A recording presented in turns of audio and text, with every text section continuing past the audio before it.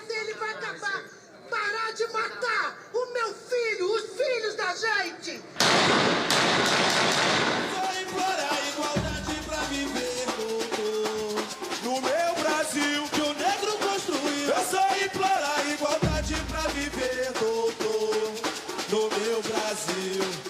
Um polícia despreparado pega um fuzil e dá tiro na cabeça do meu filho, dizendo que foi sem querer, foi por um acaso que ele estava trocando tiro. A injustiça vem do asfalto pra favela, discriminação até chegam em cartão postal. Em outdoor, a burguesia nos revela que o pobre da favela tem instinto marginal. A cabeça? Foi sem querer na cabeça? Um tiro na cabeça. Os caras treinaram, tiro na cabeça sem querer, pô.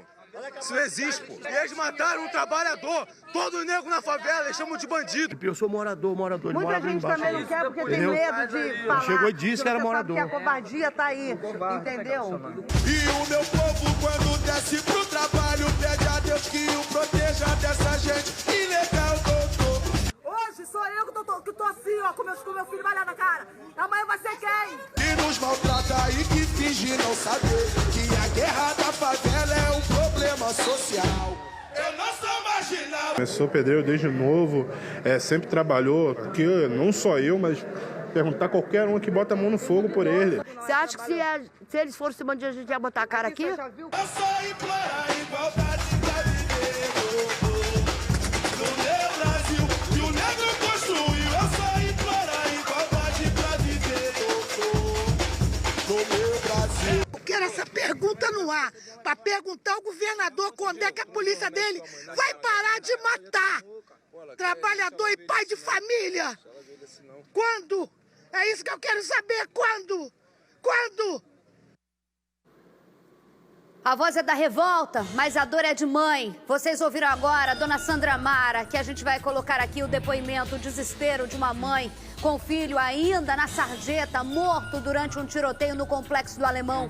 O clima de tensão e de medo continua por lá. Moradores temem represálias da polícia após protestos pela morte do professor de jiu-jitsu. Além do professor, um aluno também foi baleado numa suposta ação da PM. A família afirma que foi um assassinato. Já a Polícia Militar diz que as vítimas já estavam baleadas no momento em que os policiais chegaram. A cobertura completa você tem nesta edição do SBT Rio, que vai te mostrar o protesto também no enterro do pedreiro baleado dentro de casa em São Gonçalo. Os parentes, amigos e vizinhos acusam também a Polícia Militar de confundir o trabalhador com um criminoso. A versão dos policiais é que ele já estava baleado quando os policiais chegaram na casa. E você vai ver também nesta edição do SBT Rio, terror em Cascadura. Um tenente-coronel do Exército mantém a família refém por 14 horas. Acabou agora há pouco. Ele não aceitava o fim do relacionamento e ameaçava matar a mulher e os 2 filhos gêmeos de 11 anos. O pesadelo só terminou com a chegada do BOPE. Você tá vendo aí os agentes do BOPE. Houve negociação, o sequestrador se entregou. Os depoimentos dos vizinhos é de que ele era já um homem agressivo e não aceitava o fim do relacionamento. E agora há pouco também uma informação, e a gente tem as informações aqui, o acidente na Companhia Siderúrgica Nacional. Muita fumaça, tá aí, ó. Essas foram as primeiras imagens. A Tribuna Sul Fluminense acabou divulgando muita fumaça aí e também vários funcionários, alguns trabalhadores intoxicados dentro ali que estavam trabalhando na localidade. O que aconteceu por lá, a gente te mostra tudo isso e muito mais depois do intervalo. Não saia daí que a gente volta já, 11h41.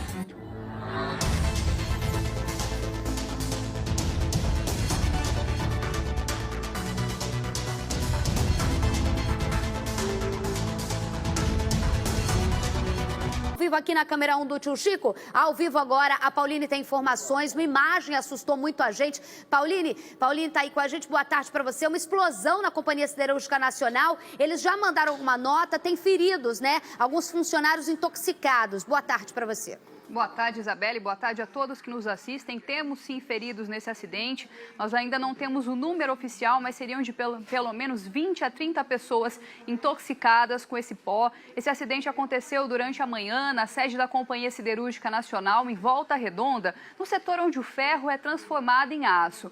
Então, ali durante a retirada do rejeito do minério, houve a explosão, Uma alta nuvem de fumaça subiu pelo céu, especialmente ali na Vila Santa Cecília, chamou a atenção dos moradores. A Companhia Siderúrgica Nacional informou que todos os funcionários acabaram aspirando um tipo de pó, tiveram que ser hospitalizados. Nós ainda não sabemos quantas pessoas seriam e também o estado de saúde, mas estão sendo sim atendidas. A empresa está prestando todo o atendimento necessário e informou que vai investigar as causas desse acidente e dessa explosão. Isabelle.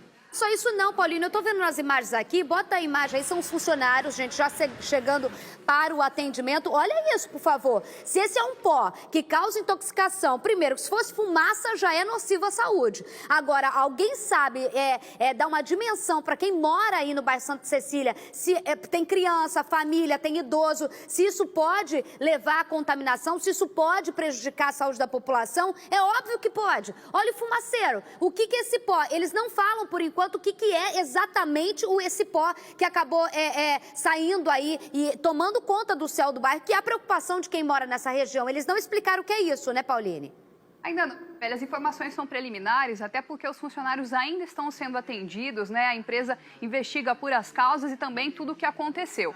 Mas realmente chamou a atenção dos moradores nos vídeos que nós temos. Várias pessoas estão, meu Deus, ali muita fumaça, porque saiu, a fumaça foi um número bastante expressivo, foi muito alta. Então todo mundo filmando e tentando entender o que aconteceu. Olha só, gente, agora não dá pra entender, não dá pra gente admitir, vamos apurar o que tá acontecendo. Ontem a gente mostrou aqui a explosão lá em Caxias. Foi ontem, gente, eu fico até tanta coisa ruim que acontece. Foi à tarde, né? Mas a gente vai mostrar hoje, a gente não mostrou ontem. É isso aí, exatamente isso. É tanta desgrameira, fala a verdade, tanto 7-1 que a gente toma, que a gente fica tentando lembrar se a notícia foi ao ar ou ainda não foi. A gente vai mostrar daqui a pouco um caminhão de gás lá em Caxias que explodiu, Deus me livre e guarde. Aí eu vi a imagem no grupo da SBT Rio, o cara voou o corpo do funcionário 100 metros de distância, no quintal de uma casa vizinha, explodiu tudo. Aí a gente mostra hoje, agora há pouco aconteceu essa explosão, aí a chegada dos funcionários que, pelo que a gente sabe, a Pauline falou, é informação preliminar, são os que conseguiram andando. Agora, volta na imagem de onde o troço explodiu. Volta a imagem, a gente tá vendo de longe. Aquela imagem que apareceu daquele barracão com aquele ferro distorcido é onde estavam esses funcionários, porque senão não é só o vazamento de um pó branco, como a gente vê nas imagens. O troço é deslocamento ali, a gente viu lata retorcida, gente. A gente viu algo meio que chamuscado. Não há informação de vítima fatal, e eu acredito nisso, porque quando tem, não tem como esconder, né? Eles acabam informando, pelo menos não tem. Isso já aconteceu tem mais de uma hora, mas isso daí é a imagem de lá? Isso daí tem imagem lá? A gente tá vendo de fogo ali. Então são informações. Doutor Rafael Barça está aqui comigo, boa tarde. Doutor Tiago Nagê também está aqui com a gente mais uma vez. Doutor, isso daí a polícia está se deslocando para o local, mas é exatamente isso. Não adianta, vamos apurar internamente o que aconteceu. Tem que entender, porque explosão... Caraca, essa explosão virar comum no Rio de Janeiro e empresa ferrou. Isabelle, é o que você falou, né? Acontece uma sucessão de explosões, né, de acidentes, entre aspas, em diversos órgãos, em diversas companhias. Talvez isso não seja coincidência, né? O que a polícia tem que... Houve ali, claramente, lesão corporal ali nos funcionários. A polícia tem a obrigação de investigar. A perícia vai investigar isso e tem que investigar se houve algum tipo de negligência, se houve culpa, né, dos gestores dessa empresa e se eles também têm um plano, porque é claro que pode dar errado sempre, né? Quando você tem uma empresa dessa, você tem que prever que pode ter um acidente. Rapaz. E você tem que ter um plano de evacuação, um plano para quando isso acontecer. Será que eles têm esse plano? Então, tudo isso tem que ser apurado, tudo isso tem que ser levantado. Vamos ver então. Pauline tá pegando mais informações. Qualquer a gente volta com mais imagens, que eu sei que tem família na região, desesperado, saiu para trabalhar e tá sabendo pelo SBT Rio agora. Eu vou ao vivo agora, 10 para o meio-dia, terror em Cascadura. O Caio, a gente acompanhou de perto a negociação do BOPE, o tenente-coronel do Exército manteve essa família refém por 14 horas. Você tá agora em frente ao hospital onde as crianças foram levadas e a mãe, é isso? Boa tarde para você. Oi, Isabelle Benito, boa tarde para você, boa tarde a todos. Na verdade, a gente está aqui em frente ao edifício onde tudo aconteceu. onde por volta de 8 horas da noite de ontem, essa mulher chega na sacada do prédio e começa a gritar pedindo socorro, dizendo que estava sendo agredida dentro de casa. E em seguida, ela e os 2 filhos de 11 anos acabam se tornando refém. Esse tenente-coronel aí do Exército, André Luiz, pegou a família e deixou dentro de casa. Isabela, a gente conversava com moradores aqui do local e pessoas que conhecem a vítima e chegaram a dizer que ela, que é professora de Libras de um colégio próximo daqui, por várias vezes chegava no trabalho com marcas roxas pelo corpo, mas sempre tentava amenizar, dizendo que caiu, que não era nada disso. Familiares dela estiveram aqui pela manhã e disseram também que há muito tempo ela queria se separar, só não fazia isso por medo, porque por muitas vezes foi ameaçada por esse homem que ele tiraria a vida dela e das crianças. Foram momentos de terror, tá, Isabela? A gente parado aqui na rua, essa pista que agora a gente tem um tráfego de veículos passando ali, mas que teve de ser interditada, ele chegou por algumas vezes, entre 3, 4 vezes, já no horário da manhã, chegando ali, abrindo a cortina, mostrando o rosto, aparentemente estava muito nervoso. Os homens do Batalhão de Operações Especiais, o BOP e também Corpo de Bombeiros, Guarda Municipal, Polícia Militar, todo mundo veio para cá num plano, assim, basicamente de contingência, sabe, Isabelle? Para tentar chegar nesse prédio, chegar no 3º andar, tentar negociar. O negociador veio para cá, logo depois veio mais outro para cá, justamente para tentar tirar essa família com vida. O prédio é esse aqui, tá, Isabelle? Tudo aconteceu no 3º andar aqui desse edifício. E foram momentos claros de terror. A família dela estava desesperada, pedindo para que isso acabasse logo. Foram quase 14 horas de mãe e filhos gêmeos sendo feitos reféns. Esse tenente-coronel estava armado e ameaçava a todo instante tirar a vida da mulher e dos 2 filhos. Essas crianças, claro, vão ficar com problemas psicológicos. Ela e as 2 crianças ainda estão aqui no edifício, tá, Isabelle? Não saíram. O delegado da 29DP de Madureira veio até aqui no carro dele, até para poder conversar com a família e também com ela. Mais tarde, eles deverão ser levados ao hospital, até porque foi algo muito desesperador o que eles viveram aqui. E por volta de 9h30 da manhã, ele foi tirado daqui, o tenente-coronel, e foi levado para a 29DP de Madureira. Isabelle, você que é mãe, você consegue imaginar o terror que essa mãe e filhos passaram. É com você, minha amiga. Eu fiquei hoje durante toda a manhã imaginando o desespero dessa mãe dentro de casa com um homem, um covarde, um abusivo, um machista, a descrição de todo mundo que morava porta com porta dele.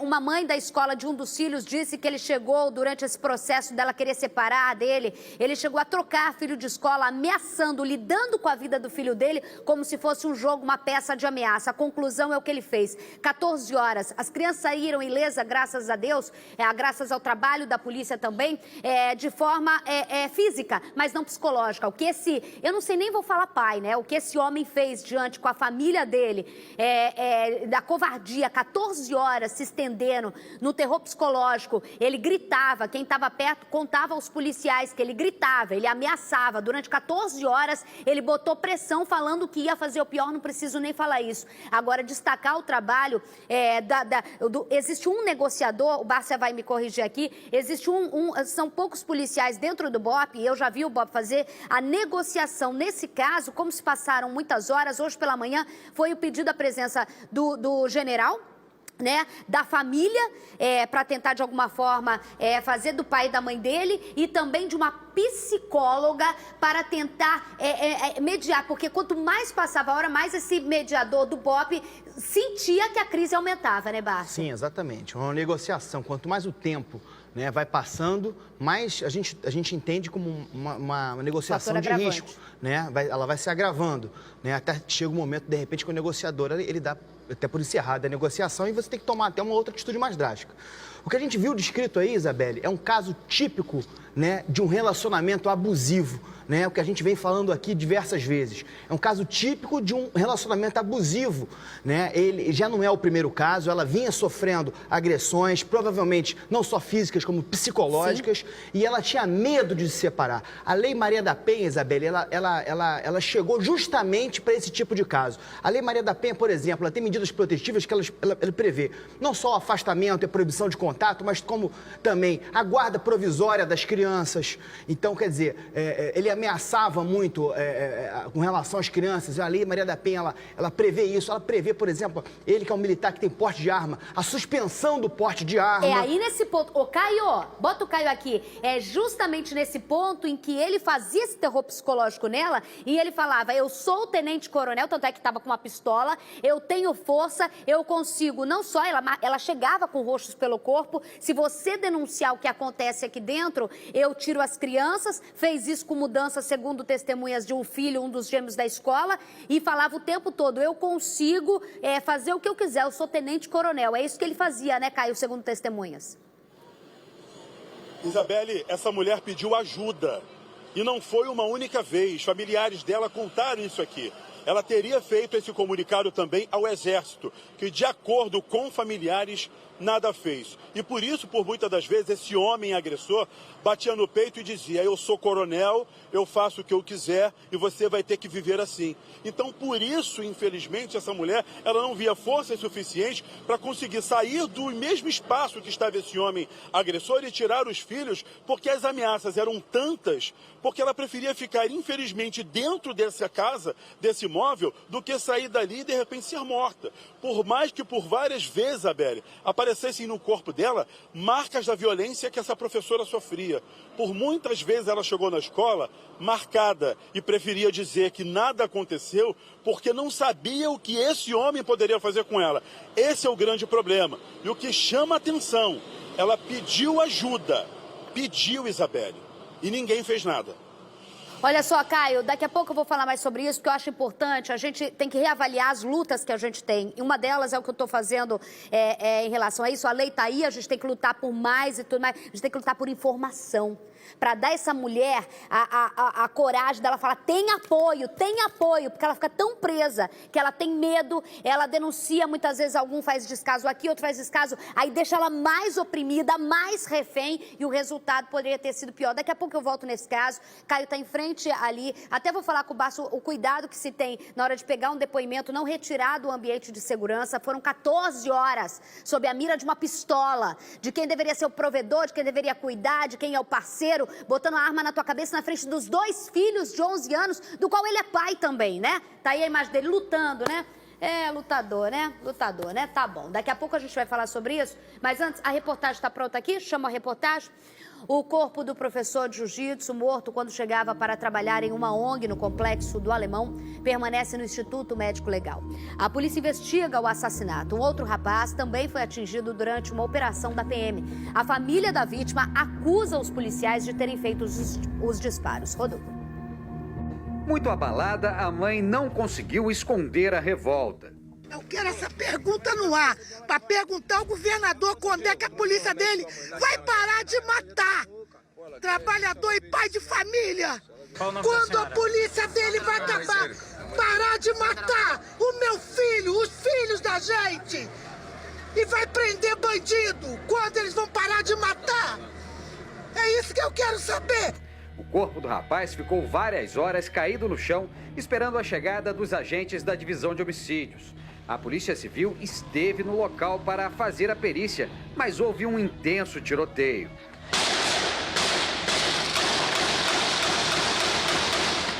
Os policiais não conseguiram terminar o trabalho e, com a ajuda de um caveirão, o rabecão retirou o corpo do local. Jean Rodrigo da Silva, de 39 anos, morreu com um tiro na cabeça quando chegava para trabalhar nesta ONG em um projeto social.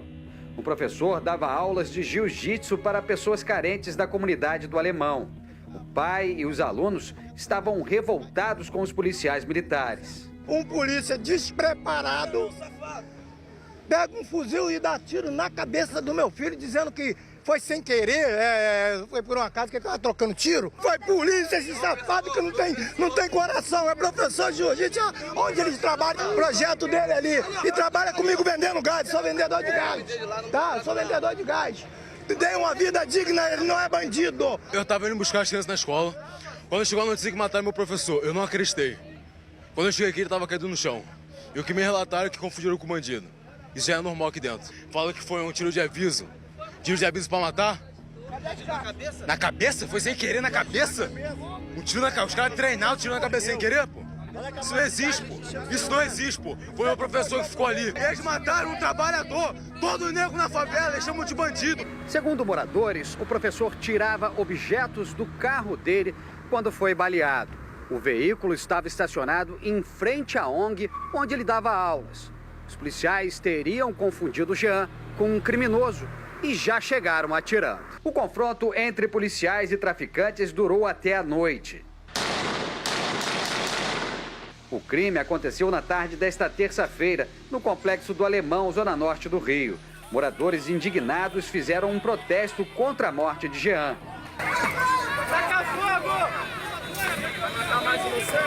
Neste vídeo, um aluno do professor aparece caído baleado na perna. Tiago, conhecido como Feijão, foi levado para este hospital na zona norte e o estado dele é estável. Em nota, a PM afirma que foi acionada para verificar uma ação que culminou com 2 homens baleados, mas que quando os policiais chegaram ao local, já se depararam com a manifestação. Quando que a polícia dele vai parar de matar os trabalhadores, pai de família? Meu filho era pai de 4 filhos. Quem vai sustentar os filhos do meu filho? Esses infelizes, todos eles. É polícia, é governador, é político. É tudo a cambada de canalha. Manda a polícia vir pra rua matar. Matar! Eu sou filha de polícia! Eu vou ao vivo agora com Cláudia Ramos, que está no Instituto Médico Legal, onde o corpo do professor está nesse momento e alguns parentes chegaram, inclusive tem um irmão dele que está com você aí, né, Cláudia? Boa tarde para você, até difícil dar boa tarde. É muito difícil dar boa tarde num clima como esse, Isabelle, mas boa tarde a todos. Estou sim aqui com o irmão do Jean, o Diego, é o irmão mais novo. O enterro está previsto para hoje às 5 horas da tarde no cemitério de Inhaúma. E é um clima de muita tristeza e de revolta, como a gente viu na matéria, né? Revolta, porque eu vou falar aqui com o Diego, ele vai dizer o porquê disso, porque eles contestam a versão da polícia, eles afirmam que sim, a polícia que chegou atirando, não deu chance. Enfim, Diego, meus sentimentos, boa tarde. Enfim, então assim, esse clima de muita revolta da família, né? Demais.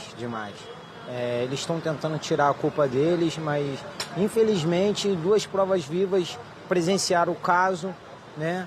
E o comandante da unidade pacificadora está dizendo que não houve operação, realmente não houve. Houve uma viatura da unidade pacificadora aonde efetuou diversos disparos em frente ao projeto.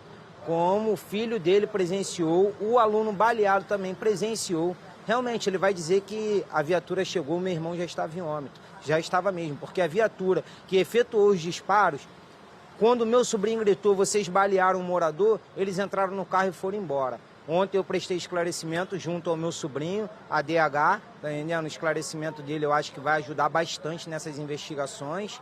Eu consegui pegar alguns artefatos no chão, foram as cápsulas, e vamos ver no que vai dar. Eu espero que isso não fique impune, né? Ô, Diego. Isabelle, o que eles querem é a verdade, que essa verdade surja, né? Que essa morte, né, não seja desse jeito.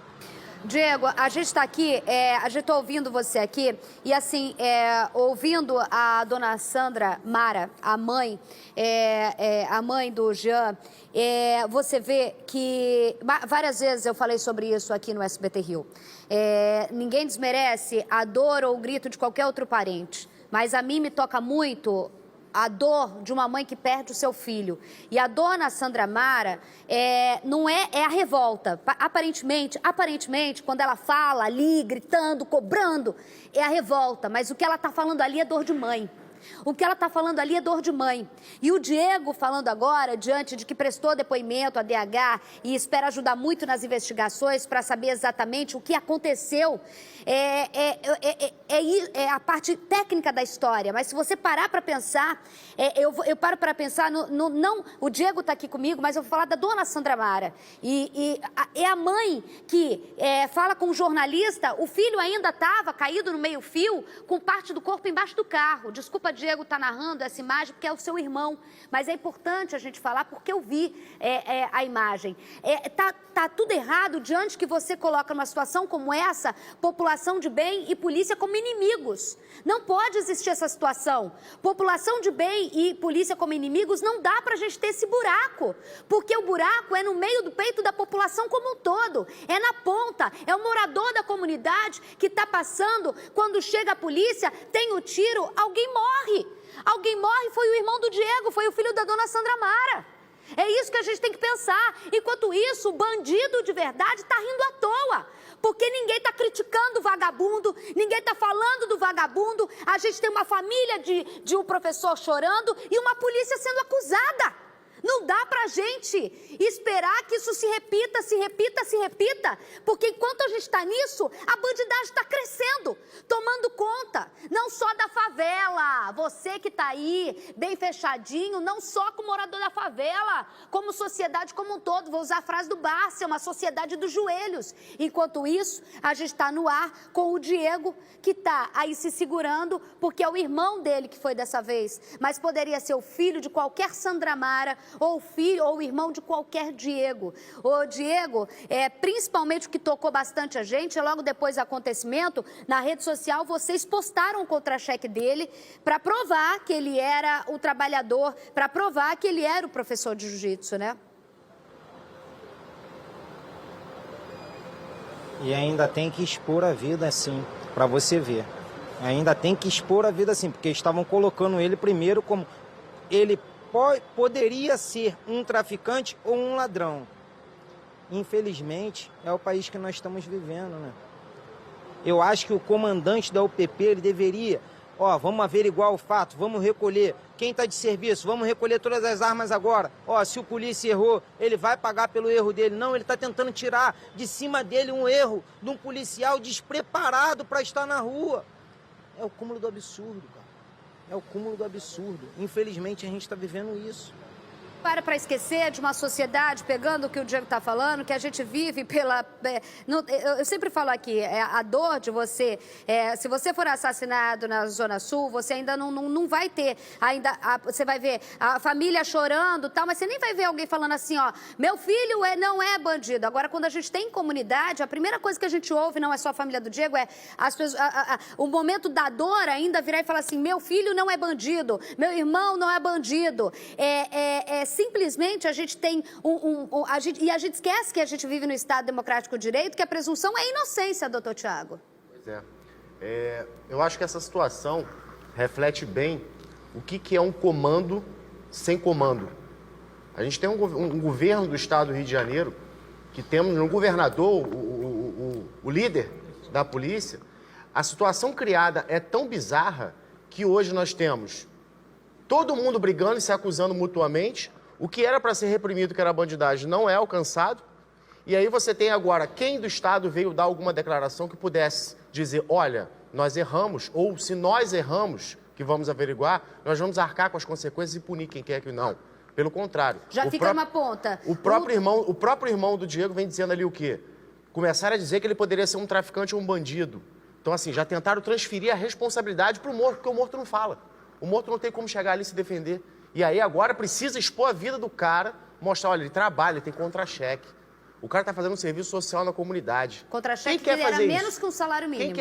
Quem quer fazer trabalho social na comunidade hoje?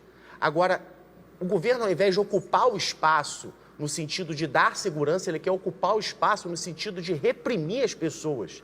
Será que não está invertido esse valor? Será que não está invertida essa situação? Tal qual a presunção de inocência está invertida hoje? Passa o pressuposto que é criminoso porque tomou um tiro. Mas, peraí, a família apresentou contra-cheque, não é bandido. Isso tudo tem que ser revisto, isso tudo tem que ser mudado. O comando precisa passar tranquilidade até para os seus agentes poderem trabalhar.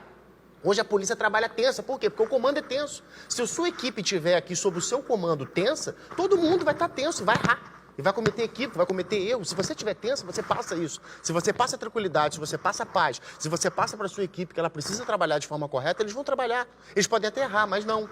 Ô, Diego, o seu irmão, ele morava próximo à ONG ou ele ia todos os dias trabalhar nessa localidade?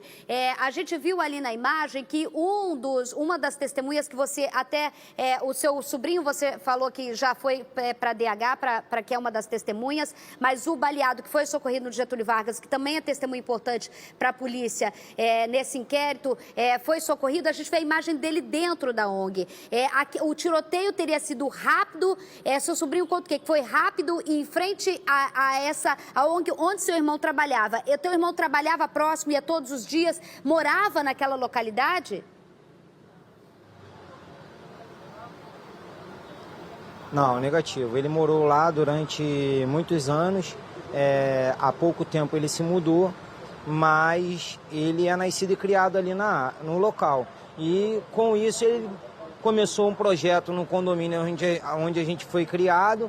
Dali ele se mudou para lá com essa ONG, com esse projeto aí de ajudar as crianças, de fazer o bem, não só mesmo pelas crianças, até mesmo pelos adultos. Todos treinavam com ele, o Jean era muito querido. Por isso essa manifestação, esse protesto, a população está indignada com isso. No momento ele não estava morando ali, como foi dito na reportagem, o contra-cheque dele era baixíssimo, já teve dias do Jean sair de Vaz Lobo a pé e ir dar aula lá a pé, porque não tinha dinheiro nem da passagem. Aí acontece isso. Eu andava a pé e acabou, eu estou olhando a imagem aqui. Para isso. Justamente daí quando ele não tinha dinheiro, ele andando a pé para dar aula para criança, e quando ele conseguiu comprar, comprar o próprio carro, acaba, Deus me livre, uma ironia tão absurda, acaba morrendo, porque eu vi a imagem, acaba morrendo embaixo do próprio carro, indo dar aula para criança pobre na favela do Rio de Janeiro. Doutor Rafael Barça está aqui com a gente agora. A gente está vendo nas imagens ali, a gente tem duas versões. Ontem a gente estava com essa mesma questão, duas versões em que moradores e testemunhas, no caso, o próprio Diego falou, são duas testemunhas, uma delas ele já conseguiu levar na DH, que acabou vendo o momento do tiroteio, que foi muito rápido, e fala, testemunha ocular, que uma viatura passa atirando. Os policiais contam ao seu comandante, e vira a versão da polícia, de que eles chegam, já havia até manifestação. O que a polícia trabalha? São duas frentes apenas? A perícia técnica do local, porque daí o tiro que acertou o Jean, dá para saber de onde partiu, no caso se recolhe as armas dos policiais que estavam ali na hora, naquela localidade, e também essas testemunhas que são importantes para a DH, né? Isabelle, mais uma vítima, né, dessa guerra urbana que a gente vive aqui no Rio de Janeiro, mais uma vítima dessa guerra. Claro, presunção de inocência, né, para os dois lados, né, assim como era para a vítima, também para os policiais. O importante agora é a investigação. Infelizmente, quando a DH foi fazer o local do crime, como é uma área conflagrada, uma área que pertence ao crime organizado, essa é a verdade, aquela área ali é uma área que pertence ao crime organizado. Tanto é que quando a polícia foi fazer a perícia, né, não pôde fazer porque foi recebida tiros. A imagem mostrou aí. A DH não conseguiu fazer a perícia. O que já é um absurdo, a gente pensar que uma polícia não consegue ir fazer uma perícia porque traficante manda na região. Porque aquela área ali não pertence ao Estado. Então vai ser importante ouvir essas testemunhas, né? Muito importante. A gente entende a revolta da família, é claro que entende a revolta da família. Você perdeu um irmão, você perdeu um filho, Deus me livre, eu não quero nem... Agora... muita gente, né, ouviu falar, tal, isso não serve para a polícia, ouvir falar não serve para a polícia. É importante que o Diego fez, pegou o sobrinho, levou na DH. É isso aí. Agora vamos ouvir as testemunhas, né, confrontar com o que foi apurado ali do local do crime, né, porque muita testemunha é importante, claro que é importante, mas tem que ser confrontada ali com outros objetos da perícia técnica, o que deu para fazer, e a gente tem que chegar à autoria o mais rápido possível. E quem atirou para quem cometeu esse crime, que é o assassinato, né? Com certeza as armas devem ter sido recolhidas e vão para a perícia. Isso também é importante. Isso é a questão mais importante, eu acho que é a coisa mais sim ou não de uma história da perícia. Mas antes de perguntar isso, o Diego está aqui, a gente estava aqui no preview, o Diego San Germano, que é o meu diretor aqui, falando que você não estava concordando com alguma coisa, que você estava... Aquela área ali, seria a hora que o Barça falou que aquela área não é perigosa, Diego? Aquela área você conhece aquela região? Realmente ali é uma área onde é o pé, na verdade, né, o pé do Complexo do Alemão. Mas ali é uma via expressa onde se passam diversos ônibus, diversas conduções, tá entendendo? Ali é uma via expressa. Como ele disse aí que a DH ontem não conseguiu periciar o corpo no local, justamente por causa disso, não, erradamente. Lá tinham diversos alunos, diversos parentes, o Jean era muito querido, eles teriam como ter feito a perícia do corpo no local se eles não se exaltassem. Ele começou a se exaltar, explodiu um gás de pimenta, foi tudo feito pela própria DH, tá entendendo? Efetuando por diversos disparos de arma de fogo, aonde eu, pelo menos, todo mundo se evadiu do local, nem vimos a retirada do corpo, tá entendendo? Então, quer dizer, houve, na hora de fazer, houve uma ação dos criminosos. Não houve nada disso. Um policial da CORE que estava apoiando a DH foi que se exaltou com manifestação e soltou uma bomba de gás de pimenta onde ninguém conseguiu ficar mais no local. Só, a gente vai ver agora o clima, que ainda é de muita dor e revolta, um dia após a morte do professor. Hoje a nossa equipe de reportagem foi até o local. Veja a reportagem.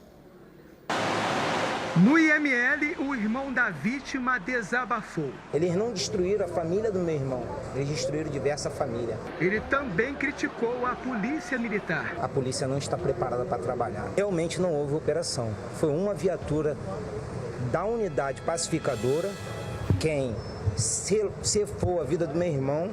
E ele está dizendo isso. É a população toda contra a palavra dele, de um comandante da UPP. O jovem morreu com um tiro na cabeça durante um confronto entre policiais militares e traficantes.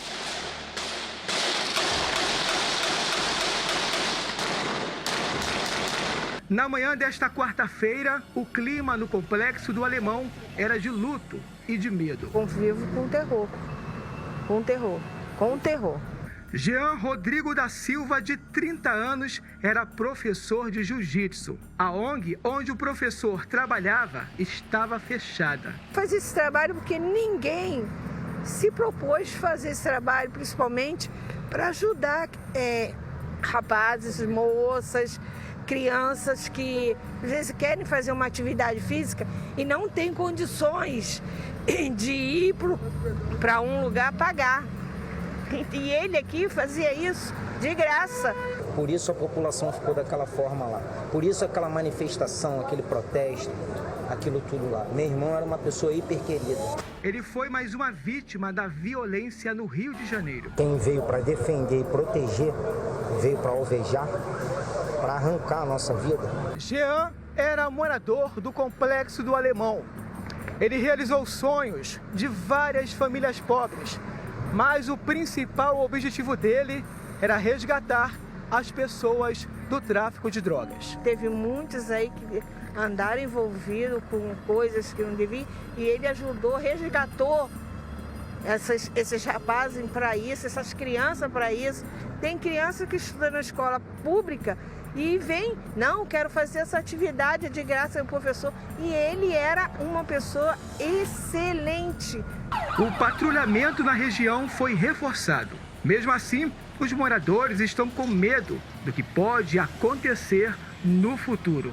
Todo estado, que ele tenha muita sabedoria. E o que ele tem para me dizer agora a respeito disso? Alvejar até quem não esteja de fuzil, até quem faz o bem. Quero saber onde isso vai parar.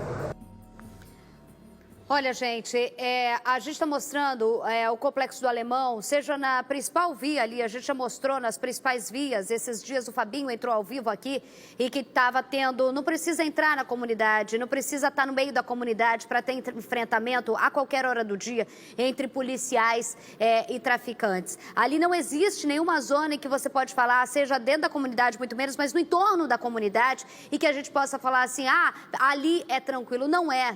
Essa guerra a gente está mostrando agora ali é porque a gente tem a imagem emblemática, a revolta dos moradores, a morte de um professor que tentava mudar a perspectiva de crianças pobres dentro dessa comunidade. Mas não é só a comunidade. O entorno do Complexo do Alemão, você tem o risco de ser atingido a qualquer hora do dia. E não é só de agora. A gente está falando disso antes da pacificação, então nem se fala. Durante a pacificação teve um tema e agora parece que está muito pior. Não existem locais de bolhas de proteção, seja no complexo ou perto do complexo. Essa é a realidade. Pois é. Duas perguntas que eu acho que devem ser respondidas.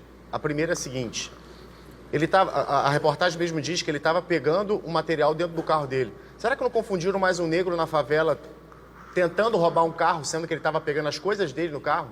Essa é a primeira pergunta. E a segunda, ali afirma que houve tiroteio, igual ele falou, era no entorno, é perigoso, é tenso. Mas na reportagem e nas imagens só se vê tiro da polícia. Não se passa tiro de cima, do morro para cá. Será que mesmo não foi aquilo ali? Porque o que acontece? Existem duas versões. Uma que foi a polícia, que não é da UPP, e outra que a UPP chega e diz o seguinte: olha, a gente chegou, já tinha acontecido. Então pode ser que realmente a própria polícia militar da UPP esteja perdida, vendida, não tenha participado daquilo, mas que efetivamente foi uma outra viatura por conta das próprias testemunhas. E pela panela de pressão que é a localidade, exatamente, né? Pela e aí, de panela repente, de chega que toda aquela tensão, toda aquela apreensão. Como ele disse, uma bomba, um tiro, já Qualquer é um motivo, coisa é um barril de começa- pólvora. Bum, todo mundo sai correndo, todo É que mundo sai nem gritando. tudo acontece e acaba alguém baleado. Mas a gente Exatamente. sabe que tem tiroteio direto. A gente Agora, mostrou isso esses dias. Bala perdida, esquece. Isso não existe no Rio de Janeiro. A bala não é perdida. Muito pelo contrário. A bala é certa. Vamos então agora saber, a gente está ao vivo com o Coronel Mauro Flis, que sempre atende a gente.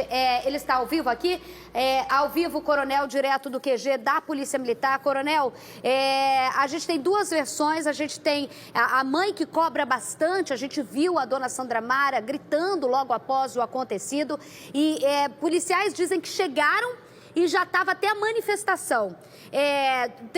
Moradores dizem, inclusive o Diego, irmão dele, diz que já levou até o sobrinho, que é uma testemunha que estava perto, em que uma viatura da polícia passa atirando em frente da ONG quando ele é atingido ao pegar pertences de dentro do carro. Eles acusam diretamente uma viatura da Polícia Militar. Qual é a versão da PM diante do que aconteceu ontem, diante do medo e da revolta que os moradores lá estão nesse momento? Boa tarde para o senhor.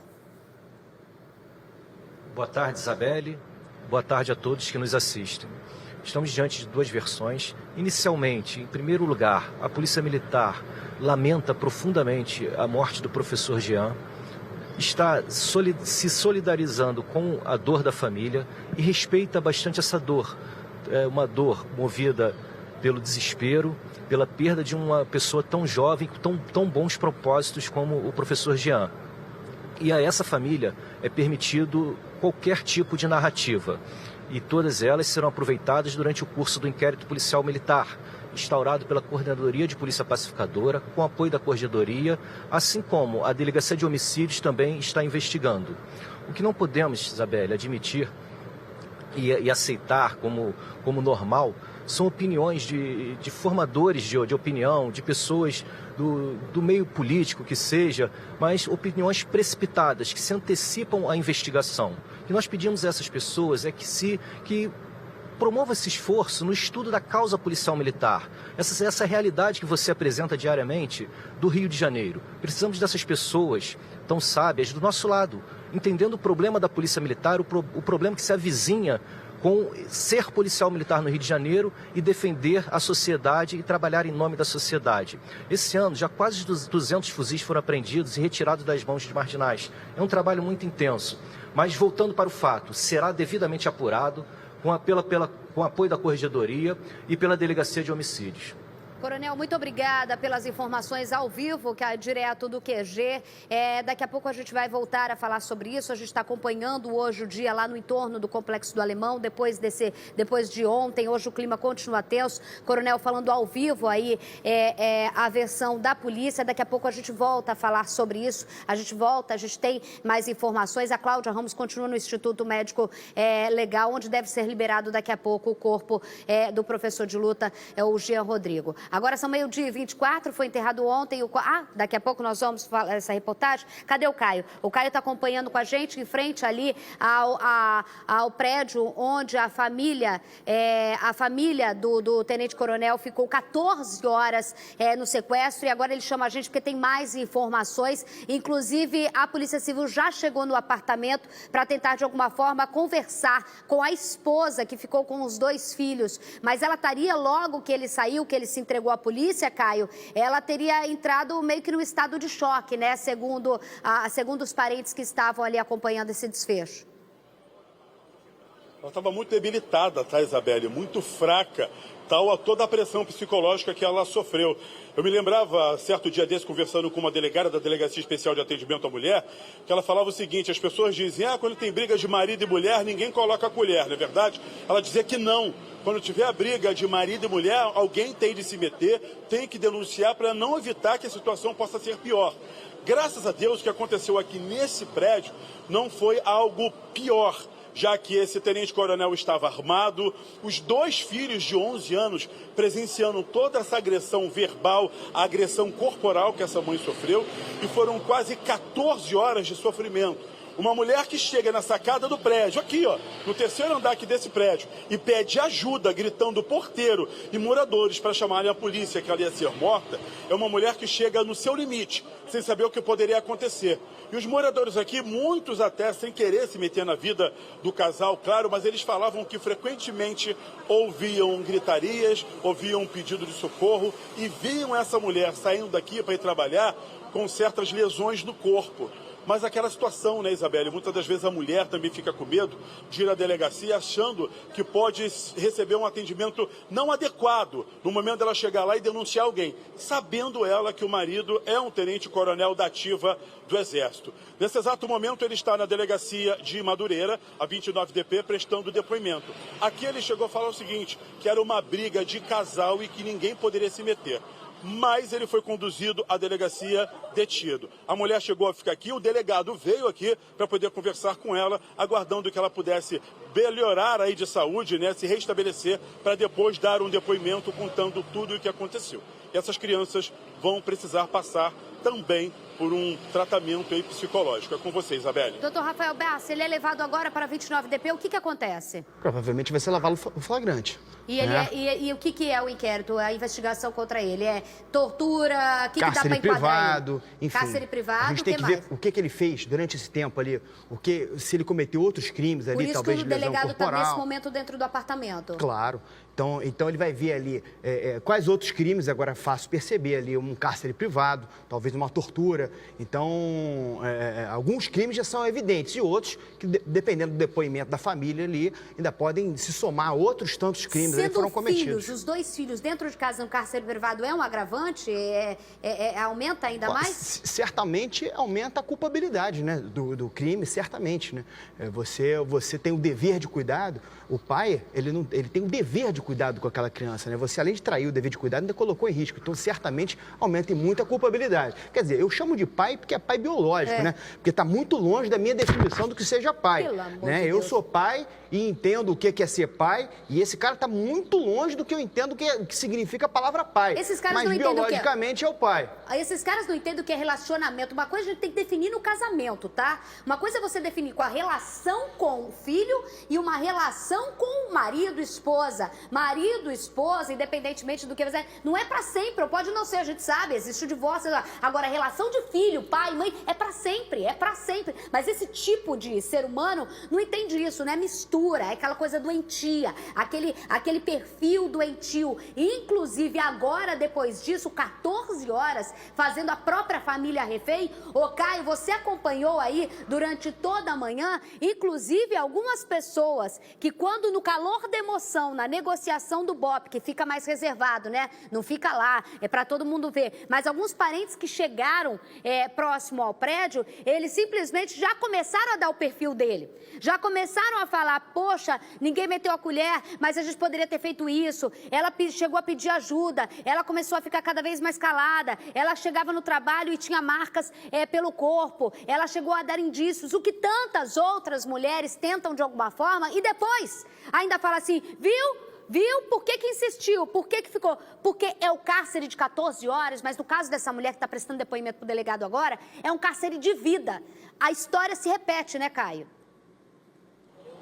É verdade, Isabelle. Uma amiga dela que esteve aqui, até gravou entrevista com a nossa equipe da madrugada, ela dizia o seguinte, se sentiu impotente, porque por muitas vezes a amiga pediu ajuda, ela achou que até tentou ajudar, mas que a ajuda que ela deu não foi suficiente para evitar que a amiga não passasse pelo que ela estava passando aqui na madrugada.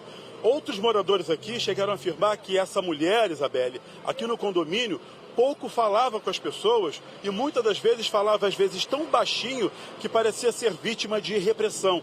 E por muitas vezes ela pediu ajuda, sim. Ela foi a alguns órgãos para pedir ajuda e não conseguia ser ouvida. Agora, esse, infelizmente, acaba sendo o perfil das mulheres que são vítimas da violência e que automaticamente, muitas das vezes, são sustentadas aí por esses maridos. Eles acabam impondo que, como eu mantenho a casa, eu posso fazer o que bem entendo. Infelizmente, essa mulher passou por tudo isso. Só que aí, na hora que ela tentou acabar com tudo, ela sofreu essa violência que acabou acontecendo com ela e os 2 filhos gêmeos durante quase 14 horas, Beli. O Coronel Mauro Flis, que continua ao vivo com a gente, lá direto do QG, para perguntar, foram 14 horas, o BOP tem um setor, homens preparados para fazer justamente essa negociação, e foi usado desde as primeiras horas em que se ficou sabendo desse sequestro, Coronel, e aí foi deslocado o BOP, e cada vez mais, hoje pela manhã a gente acompanhando, cada vez que se passavam as horas, o negociador via que ele estava cada vez... E é óbvio, vai passando as horas, não só as vítimas, mas o próprio criminoso, já dá para falar, o próprio sequestrador, vai ficando mais à flor da pele, o que dificulta essa negociação, né? Isabelle, eu só solicito a grande gentileza de que eu volte rapidamente na informação sobre o Complexo do Alemão. Eu queria destacar que o início do confronto partiu por 4 marginais que estavam em 2 motos. Ao verem uma viatura da Polícia Militar, desferiram vários disparos de arma de fogo. Houve o revide e aí sim se inicia esse confronto. Eu queria destacar essa questão dessa tentativa de abordagem a 4 motocicletas. Sobre Cascadura, sobre o oficial do Exército Brasileiro. Uma negociação longa, em que foi possível que o Batalhão de Operações Policiais Especiais colocasse em prática toda a técnica que possui, toda a sua expertise. E esse passar do tempo foi fundamental para um desfecho favorável em que vidas foram preservadas, que essa é a função da Polícia Militar. Foi de grande satisfação a maneira com que o BOP conduziu. O Batalhão de Ações com Cães também estava lá, com cães próprios para esse tipo de ação. Tínhamos médicos, psicólogos, todos os protocolos foram seguidos e, com grande satisfação, eu pude descer depois e informar para todos os presentes um desfecho favorável em que todas as vidas foram preservadas. Chegou aí no local? O senhor chegou aí lá em Cascadura? Sim, eu estava no local, estava junto com o gerente da crise, com os oficiais do Batalhão de Operações Especiais, acompanhando todo o desenrolar e procurando manter a imprensa e a sociedade informada. E ficou o tempo todo junto à esposa, porque alguns vizinhos dizem que ele estava muito nervoso e que eles ouviam muitas vezes o desespero dela. Ele estava o tempo todo mantendo sob a arma, sob a pistola, a família toda? O protocolo foi seguido, o 5º andar, onde o fato se deu, ele foi isolado para a atuação das equipes específicas, do negociador. No 3º andar foi montada uma sala de crise, onde eu me encontrava com o gerente da crise e com os tomadores de decisão. Foram momentos tensos durante a madrugada, algumas ameaças, mas toda a técnica foi utilizada e conseguimos concluir com êxito mais essa missão. Tá certo. Agora o que a gente fala é o seguinte, né? Eles são liberados com vida e tudo mais, mas agora é todo um trabalho, como a gente estava falando aqui, das feridas psicológicas que muitas vezes, em sua maioria, demoram muito mais a cicatrizar do que uma ferida aberta, né? 12h33, eu só quero fazer, como mulher aqui, uma informação que pode parecer o que eu chamo de desserviço. Quando a gente fala que ela procurou, a gente tem que saber quem ela procurou, como procurou, porque senão as mulheres pensam assim, não vou procurar não, porque ninguém ajudou, não vai me ajudar. Ajuda. ajuda. Você tem acionamento, você tem Lei Maria da Penha, a gente está em busca de mais coisas, mas procure a delegacia, a gente tem as DEANs, a gente tem, na polícia tem a Major Cláudia que me fala como é feito o trabalho, mudou muito isso, o atendimento, então, por favor, procure. Quando a gente fala, ela procurou, a gente nem sabe, acabar e ouvir falar que a vizinha falou que ela procurou, mas não foi atendida. Não. Procure, porque tem gente para te ajudar, você não está sozinha, porque senão quem está me assistindo agora ouve a gente falar isso, não ouvi dizer, ou que dizer, e fala assim, eu não vou procurar porque ela não foi ajudada. Não, esquece, procura, sempre vai ter alguém que te ajudar. Sabe por quê? Se você falar, não vou procurar porque ninguém vai me ajudar, ele vai te matar. Ele vai te matar. Ele não matou por pouco, ele não matou porque teve negociação, porque isso e aquilo, mas ele poderia ter matado a família toda. A gente já viu isso acontecer. Meio de 34. Foi enterrado ontem o corpo do pedreiro que foi morto durante uma operação da Polícia Militar em São Gonçalo. A família acusa a PM de execução. Veja.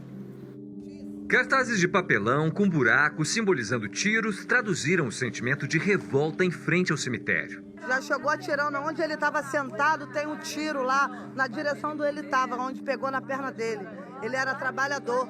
Tem lá, ó, a mulher dele faleceu há pouco tempo que tem e agora a filha dele ficou sozinho. Na despedida, homenagens de parentes e amigos. Fábio Almeida Alves tinha 34 anos e era pedreiro. Viúvo, deixa uma filha de 4 anos. Começou pedreiro desde novo, sempre trabalhou, aqui não só eu, mas perguntar qualquer um que bota a mão no fogo por ele. Segundo a família, Fábio estava na frente de casa em São Gonçalo, região metropolitana do Rio, quando foi atingido na perna durante uma operação policial.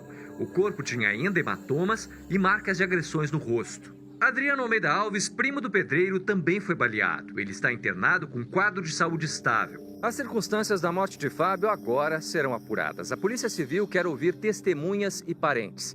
Na segunda-feira, moradores fecharam uma das principais rodovias da região para protestar contra a ação da PM. Os manifestantes incendiaram pneus e houve mais confronto com a polícia. Mataram o morador! O porta-voz da PM afirma que Fábio já foi encontrado morto pelos policiais. Tinha uma casa com o portão aberto, eles entraram nessa casa e lá dentro encontraram um corpo com uma pistola na mão e uma mochila nas costas com farto material entorpecente. Essa é a versão firme dos policiais militares que será investigada. Você acha que se eles fossem bandidos a gente ia botar a cara aqui? Você já viu quanta gente pô, ninguém ia botar a cara não. Ninguém bota a cara pra bandido não, eles são trabalhador, pô. Não deixaram o corpo para ter perícia, não deixaram para ter nada, então isso já é uma injustiça. A gente não consegue entender o que isso aconteceu, porque a violência desse jeito aconteceu com ele, entendeu? É difícil. A gente sempre tem várias versões, 2 versões basicamente num crime, né? Mas usando nesse caso específico, é a mesma coisa em relação ao que a gente está falando do Complexo do Alemão agora, né? Perícia técnica, tudo. A gente quer muito resposta na hora, mas é importante principalmente eles falam que é o pedreiro, justamente para o pedreiro que se tenha calma para se ter uma resposta. Não é rapidamente que se chega exatão, foi a polícia que matou, não foi a polícia que matou, quem era, quem não era o inocente da história. Isabelle, 2 casos bem parecidos, né? Com várias coisas em comuns. 2 áreas extremamente conflagradas, Sim. Complexo do Alemão e São Gonçalo, que a gente sabe o problema que está vivendo São Gonçalo. Sim. 2 inocentes que morreram nessa guerra. Né? A gente vive falando aqui que nessa disputa de territórios que se tornou o Rio de Janeiro, né? Nessa guerra urbana que se tornou o Rio de Janeiro, a população é que está no meio desse fogo cruzado. Né? Eu como delegado de polícia, né? Falando como técnico, né? E tentando afastar as paixões, eu não estou aqui para defender ninguém, não. Mas é claro que a gente só pode fazer uma acusação, uma relação depois da investigação, né? Isso é muito comum quando morre um inocente na favela, numa comunidade que é controlada pelo tráfico de drogas, pela organização criminosa, é muito comum que todo mundo aponte a polícia. A gente entra em comunidade, vê matérias aí, como eles atiram a esmo, mas é claro, o cara vive numa comunidade que é subjugada. Ele tem liberdade de expressão para dizer que foi o tráfico? Evidente que não. Evidente que vai ser sempre apontada a polícia. O que tem que ser feito? O que o Estado tem que fazer? É investigar. O que o Estado tem que fazer é investigar. o mais rápido possível. Tem que fazer a perícia de local, tem que chegar à investigação e apontar os responsáveis. É isso que tem que acontecer num primeiro momento. Num segundo momento, claro, muito mais difícil a tarefa é livrar essas comunidades do julgo dessas organizações criminosas. Porque enquanto tiver parte do nosso território tomados por criminosos, por bandidos, a gente vai viver numa guerra. A gente vai viver numa guerra e numa guerra se morre inocente, se morre pessoas dos dois lados. É a situação que a gente vive hoje, uma situação de quase guerra. Uma situação de quase guerra onde esses casos vão se repetir muitas e muitas vezes. E o que eu falei no começo do meu comentário é se colocar numa situação toda errada de inversão de valores, que você coloca em situações como essas, polícia e moradores como inimigos. Isso é nocivo para toda uma população, enquanto a bandidagem dá risada, doutor Tiago. Até complementando o que o doutor Barça falou aqui, sim, cabe agora a polícia investigar e esclarecer. Mas antes disso, eu acho que cabe a polícia não matar. Cabe a polícia não matar. Não é assim que se trata uma comunidade. Não é assim que se trata. Por quê? A polícia faz o que ela tem que fazer. Ela entra. O que ela tem, irmão? Qual o instrumento de trabalho que ela tem? Arma. Se ela é recebida a tiro, ela é revida com tiro. E assim vai. Alguém vai morrer. Isso é fato. Só que a questão toda está antes disso. Antes disso. Porque a polícia acaba enxugando gelo. A polícia militar, que é a primeira a dar a cara, porque quando a polícia militar ela acerta, ela tem que ser elogiada e tem que ser respeitada. A polícia civil depois, quando entra com a investigação também, mas quando erra tem que ser apontado erro. A polícia a polícia civil quando chega, já aconteceu o fato, né? No Complexo Alemão, por exemplo, a polícia chegou para fazer a perícia, já estava lá o corpo, já estava tudo lá. Então, assim, são setores do Estado que vão atuando, sendo que o que antecede, que é o correto, onde deveria, a ocupação do espaço não tinha que ser no bico do fuzil e na bala. A ocupação do espaço tinha que ser de outra forma, porque a gente está cansado de falar. A gente está falando de um buraco muito maior, Exatamente. E aí a polícia entra, ela faz, como eu disse, qual é o instrumento da polícia para agir ali naquele momento? É a arma. E aí quem paga? O morador. E aí o que acontece? Com todo o respeito ao coronel, eu acho que ele exerce um trabalho sensacional na Polícia Militar quando ele fala, os formadores de opinião têm que tomar cuidado com o que fala. Concordo. E a polícia tem que tomar cuidado com o que faz, porque é muito mais danoso. Isso tudo é necessário colocar na mesa o que nós falamos, o que nós fazemos e o que pode ser feito para melhorar. O que não pode continuar é essa insistência. Tiro para lá, tiro para cá, tiro para lá, tiro para cá, igual o doutor falou. É uma guerra urbana. Mas e aí, vamos continuar na guerra? Só reclamando, falando, gente morrendo? Ou vamos fazer algo para poder melhorar? O que além dele, além da competência do delegado, além da competência do coronel da PM, quem está acima e pode fazer o quê? Está sendo feito? Ou não? Quem está acima está sentado igual eu estou aqui, igual o doutor está, olhando toda essa desgraça, que é uma desgraça, porque imagina só, igual essa senhora que acabou de falar nessa reportagem aqui. Você acha que se fosse vagabunda a gente ia botar a cara? Fecha aspas, é o que ela falou. Isso reflete bem o que essas pessoas vivem. O coronel continua com a gente, está ouvindo a gente aqui no estúdio, o coronel Mário Frias. Em relação a ontem, a gente entrou ontem por telefone justamente falando nisso, em que o que a gente sempre fica nas duas versões e de alguma forma a transparência e a resposta em relação a isso para a prevenção de que o morador não se sinta a todo momento como um alvo, seja do traficante ou seja da polícia nessa disputa, e até mesmo a transparência para que o policial não seja inimigo de uma população em que até pouco tempo a gente estava falando da política de aproximação para se ter efetivamente a paz que se busca nessas comunidades. Para quem é de bem, só tem um lado, que é defender a paz, né, coronel? Sim, Isabelle. A polícia militar ela não busca o confronto. Quem parte para o confronto são marginais insanos de posse de armas de guerra que partem para o confronto com a polícia militar. A polícia militar precisa estar nas ruas para garantir a segurança das pessoas. Agora, quando ela é atacada, ela busca, com toda cautela, revidar aquela injusta agressão para fazer cessar essa agressão em segurança dos policiais militares e de toda a sociedade. Todo fato que envolve situações semelhantes são apurados com rigor pela Corregedoria e acompanhados pela Polícia Civil e também pelo Ministério Público. O que não podemos admitir, em nome da corporação, são pré-julgamentos. São julgamentos, são tomadas já de... As pessoas já sabem o resultado do que aconteceu sem qualquer laudo pericial, sem qualquer oitiva. O policial militar não merece ser pré-julgado. Ele é o defensor da sociedade, ele é um cidadão como outro qualquer, não merece ser pré-julgado, ele tem direito a se defender. O que eu vejo de tudo isso, só para a gente encerrar aqui, Coronel, doutor Bárcia, doutor Tiago, e eu vejo, vocês são da lei, né? O que eu vejo como jornalista, e dando a minha opinião extremamente subjetiva da história, e analisando vocês falarem aqui, diante dos casos do Alemão, diante dos casos de São Gonçalo, é que a gente, como cidadão, fica pensando assim, e eu posso até ser interpretada de forma errada, porque eu não quero ter fuzil, mas de uma ponta, tá, as duas extremidades, a polícia que tem que cumprir o seu papel, senão ela não seria polícia, né, que é combater a criminalidade. No Rio de Janeiro a gente tem algo extremamente atípico do resto do país, que é uma criminalidade fortemente armada, porque ela disputa território com outros criminosos, ela banca a guerra com outros criminosos, e em meio a tudo isso, a população que não tem fuzil, e não deve ter fuzil, porque senão a gente ainda vai ter uma terceira ponta, a polícia está atirando aqui, o bandido está atirando na polícia, a polícia vai entrar em guerra, eu vou estar aqui também com o meu fuzil, vai ser mais bala ainda jorrando no ar. Eu não acho isso um absurdo, eu acho uma completa insanidade, porque não é bala que tem que voar. Agora, o que a gente tem que pensar é como chegar e aí o buraco é mais baixo, como a gente chegar numa situação em que esse morador que apenas assiste essa guerra de fuzil no Rio de Janeiro, como ele ser mais protegido por todos. Pelo bandido não, porque esse vagabundo não tem compromisso com a vida, e nem vai ter, e nem a gente quer aqui tentar falar, vagabundo, pense, porque ele não vai pensar. Ele atira mesmo, ele mata e ele vai continuar atirando. Agora, como que a gente, como sociedade de bem, que todo mundo aí como sociedade de bem, com ou sem fuzil, dentro da lei, tem que estar de um lado para se buscar a proteção de quem é mais exposto, de quem está mais ferido, de quem está com medo, entendeu? E não é só,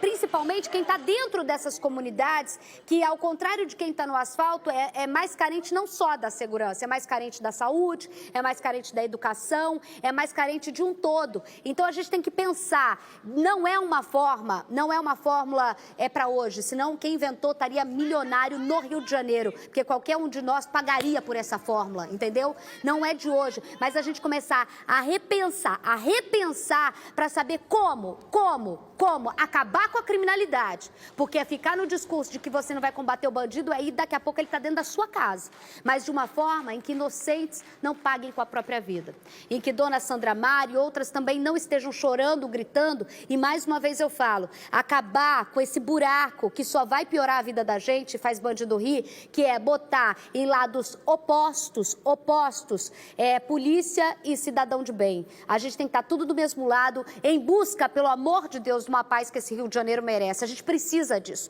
Ninguém aguenta ver mais sangue, ninguém aguenta mais falar de tiroteio, a gente não consegue dar uma cobertura que a gente já tem que falar outra, a gente não consegue entrevistar o coronel sobre um caso que a gente já tem outro caso para falar, entendeu? É isso que a gente tem que pensar. Isso que a gente tem que pensar, todo mundo do mesmo lado, porque essa briga, essa coisa só ajuda quem é do mal.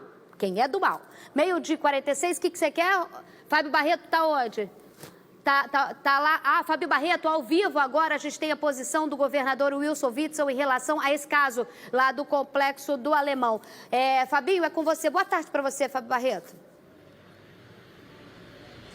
Oi, Isabelle, ótima tarde para você. Exatamente sobre o que você está pontuando, sobre tudo que você está dizendo, o governador, durante um pronunciamento aqui na inauguração da Delegacia de Homicídios da Baixada Fluminense, que custou 10 milhões de reais aos cofres do Estado, ele disse o seguinte, que o governo do Estado não está procurando confronto, mas que efetivamente o confronto está instalado por anos e anos na má condução da política de segurança pública. Portanto, ele defendeu a política de confronto e foi mais adiante. Disse o seguinte, abre aspas, quando eu ouço uma acusação de órgãos internacionais de genocídio, me pergunto se essas pessoas sabem o que é genocídio. Por que ele está falando isso? Porque ele diz o seguinte, que as pessoas acusaram ele de genocida, né? Ele diz o seguinte, olha, genocídio é o que aconteceu na Segunda Guerra Mundial.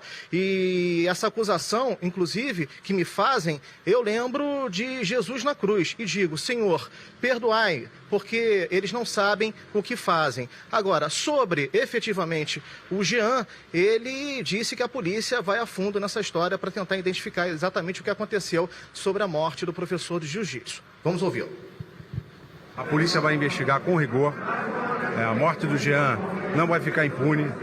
E é aquilo que eu acabei de falar aqui. A polícia não chega atirando. A polícia é recebida a bala com armas de guerra. E se a polícia não chegar, a facção adversária vai chegar e a guerra vai ser pior ainda. Nós estamos fazendo apreensões e apreensões de drogas, estamos prendendo milicianos e isso está enfraquecendo o crime. E o crime está cada vez mais tentando fazer com que a polícia pare. E nós estamos acreditando que eles vão continuar atirando em pessoas inocentes, porque são atos assim que o terrorismo intimida o Estado. Essa história já foi, pula. Essa história já está explicada. Vai. Ó, o Jair já te falou, faz pergunta inteligente. Outra pergunta. Próximo. A família diz que foi a polícia que atirou, não foi? Tudo vai ser investigado. Nós não vamos poupar nenhuma linha de investigação. A Delegacia de Homicídio vai investigar duramente. E não há aquilo que eu acabei de dizer. Para nós, bandido, não importa se usa farda, se usa distintivo, se está no parlamento, não interessa. Todos serão investigados e aquele que for culpado vai ser julgado nos tribunais. Então, esse é o nosso compromisso da polícia. Tá? E você viu aí, em relação a ele falar essa história está superada, a pergunta, pelo que eu entendi do jornalista, foi em relação à pergunta do helicóptero em Angra dos Reis. Doutor Tiago estava falando no começo, justamente, e a gente viu agora... Eu acho que é tudo uma coisa ligada. Tudo que a gente está falando é uma questão de segurança. São questões que se ligam. A gente está vendo nas últimas 2 semanas, desde o Complexo de São Gonçalo, né, que a gente está vendo, justamente o combate à criminalidade, ela exerce um palco muito maior. Falando no Rio de Janeiro, então, muito maior ainda. E aí a exposição e você poder acertar ou errar é fato, principalmente uma segurança que você fala igual medicina, você acaba matando ou morrendo, né? Pois é. Aí eu te pergunto, se não está preparado para o combate, vai para o combate? Essa é a questão. Eu acho que a política de segurança pública do Rio de Janeiro precisa ser revista, porque não é só combate. Não é possível que nós vamos insistir que o combate é a única forma o investimento de em 10 solução. milhões numa DH isso é uma de coisa investigação insana. Algo que a gente... Analisar o discurso do governador, que é o chefe maior da Polícia Civil e da Polícia Militar, ele só fala em combate. Ele não fez nem sequer um pedido de desculpa para a família que está sofrendo, sequer para aquela mãe que falou aquilo. Então a questão toda, eu acho o seguinte, a polícia que está na ponta, que está de frente, que dá a cara, falando popular, o linguajar popular, ela acaba sofrendo toda a represária que a revolta dos moradores causa. Fato. Agora, a responsabilidade maior é de quem lidera tudo isso. O governador ele precisa ter mais cuidado para falar. Igual ele fala, o que é uma investigação dura? Que cumpre a lei? Isso é dureza? Não. Uma investigação é uma investigação. Se o doutor Basta vai investigar, ele vai cumprir o que está disposto na legislação. Ponto. Não tem que ter investigação dura, tem que ter investigação. São esses contextos que precisam ser revistos na fala de um líder político.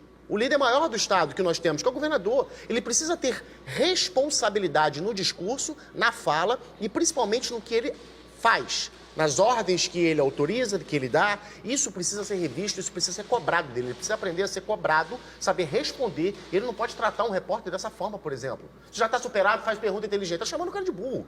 Como assim? Você mostra o despreparo da pessoa, isso é despreparo. Se a pessoa não tem um preparo para ser confrontada com perguntas, quiçá com cobranças. Isso é muito complicado. Essa é a liderança que nós temos. Esse é o líder que nós temos no Estado. É o líder da segurança pública que só fala em confronto. O confronto é necessário? É. Além de advogado, eu sou cidadão, eu sou pai. Eu tenho um filho de 12 anos. Eu tenho família, eu tenho casa. Eu quero segurança. Eu quero isso pra mim. Mas não dá para ficar sempre elogiando e passando a mão e achando que isso tudo é normal. Isso não é normal. Esse comportamento, esse discurso, essa fala, isso não é comum. Isso não é típico de um político líder de um governo, de um Estado, como o Rio de Janeiro, que é um dos mais importantes do país. Agora você vai ver a reportagem completa de Caio Alex, que acompanhou essas 14 horas, o tempo em que a mulher e os 2 filhos ficaram reféns do tenente-coronel do Exército. Detalhe, só para reforçar aqui que muita gente perguntou, sim, ele é o pai das crianças e marido da principal, da vítima, da família toda aqui. Caio Alex mostra a história pra gente, pode rodar. O drama desta família começou às 8 horas da noite desta terça-feira.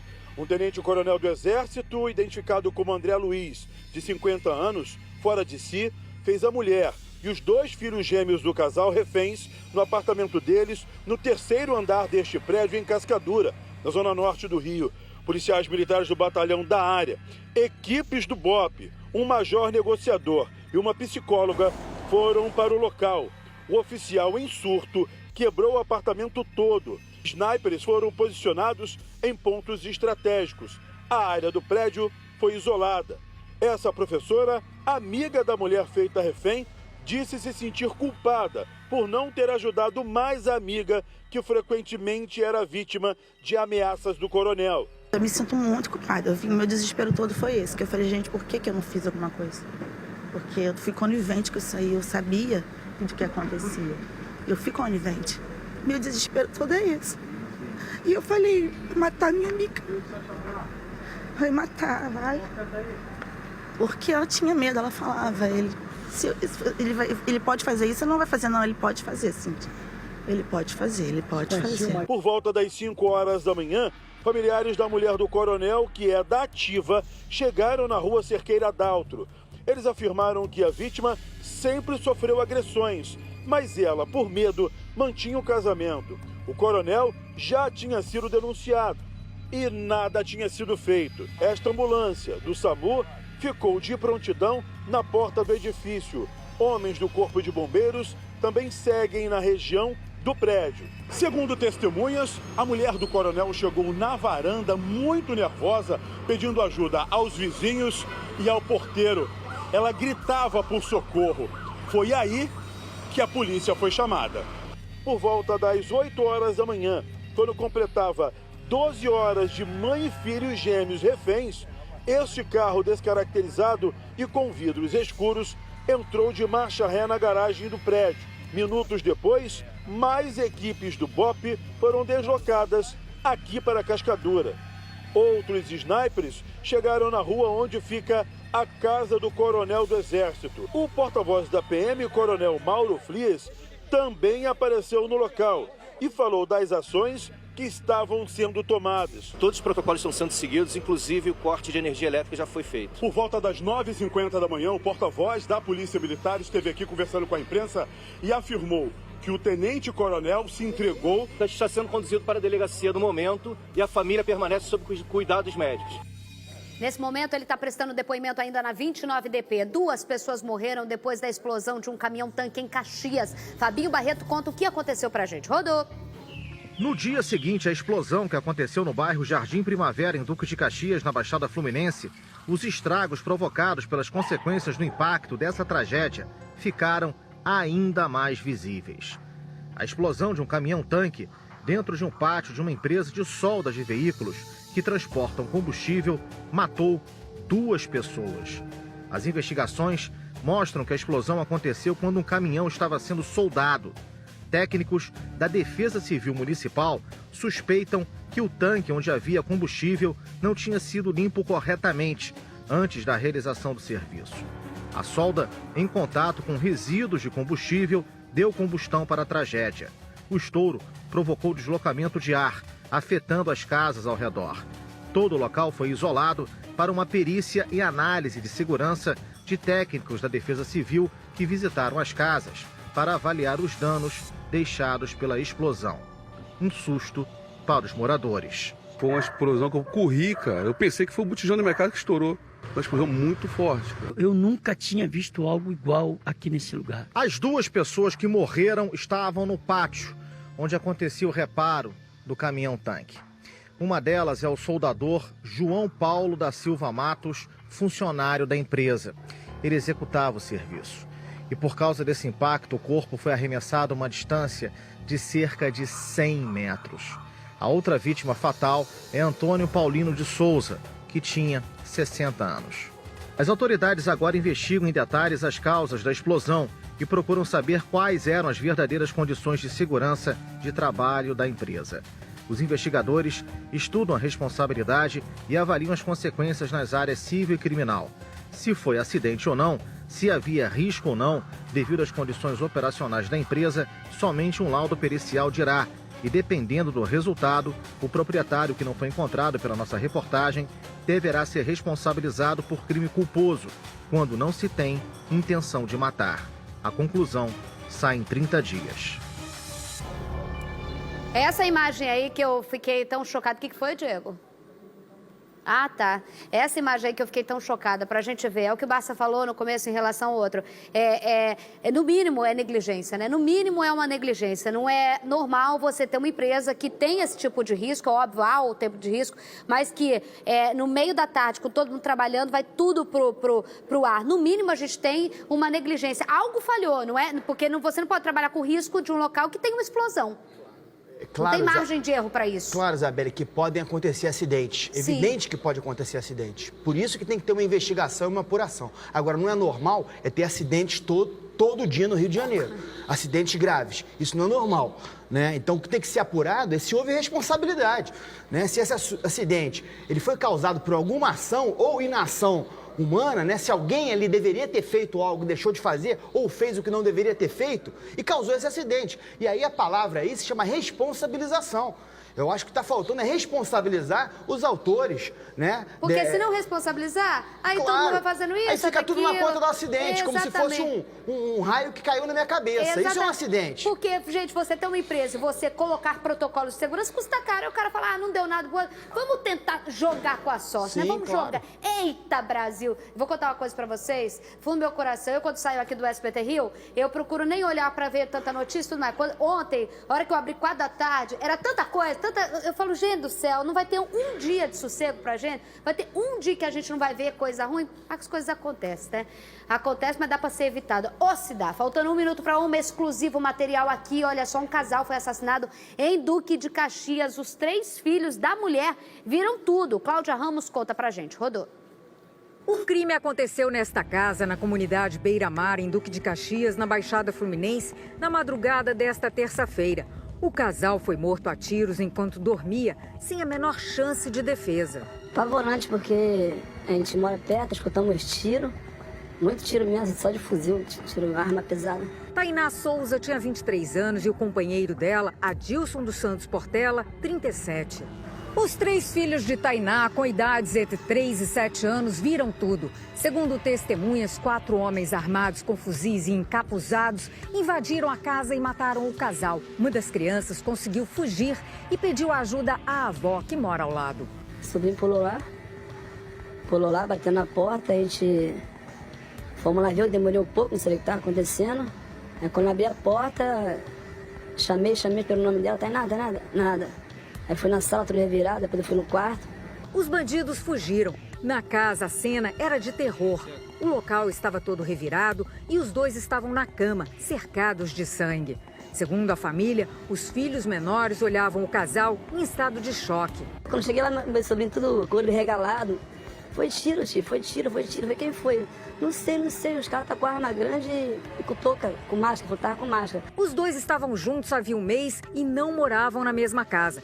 Tainá quase não falava sobre o homem. Segundo a família, Adilson era o alvo dos criminosos. Ele já havia sido condenado e preso 4 vezes por tráfico de drogas e associação ao tráfico.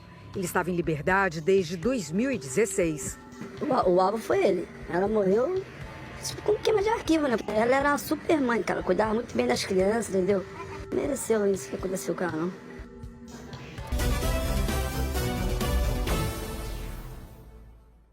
Tamo de volta, tamo junto, tá num papo de pai e mãe aqui. Doutor Tiago, manda beijo pro filhote do Um beijo pro João Pedro. Ele vai assistir, ele vai ficar todo bobo. Um beijo pro João Pedro. Beijo pra mais alguém? João Pedro. Pessoal do direito. Pessoal do direito. Doutor Rafael Hoje eu tenho uma Bassi. lista grande aqui. Um beijo pra Gisele, pra Giovana Zulmira e Cristiano de Belfor Roxo, pro Leão de Léo Castilho, pro Flávio Júnior, pra Bárbara de Rio das Ostras e pra Bianca. Os delegados têm sempre uma lista, sabe? É uma lista. Eu até perco os meus aqui. Tá certo, gente. Muito obrigada, doutor Rafael Bassi. Muito obrigada, doutor Tiago. Um beijo pra dona Glorinha, mãe do João Tatá. Vou comer minha dobradinha agora, hein, dona Glorinha? Obrigada pelo carinho.